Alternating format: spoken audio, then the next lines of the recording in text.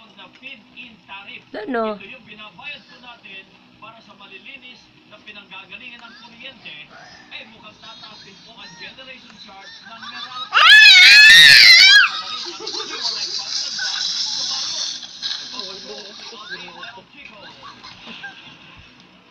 Wala na magawa kung hindi magbayad na lang. Wa effect sa Energy Regulatory Commission.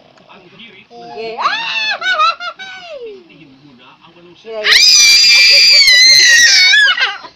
na pambayad.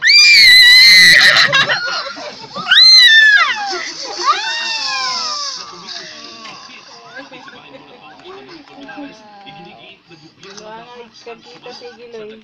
At hindi consumers. Amin natin naman ang grupong Citizen Watch na hindi na nila Bla, bla, kaya bla. bigyan ng dagdag.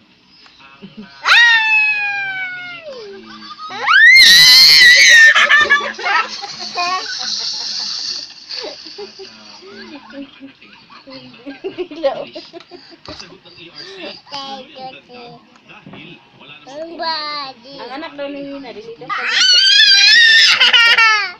Katong gamay. ng Wala po dahil diferensya. Okay. Ipan na, diferensya. Ipan. Paglingkod na yun eh. daw sa May Wala ba itong binday na yun?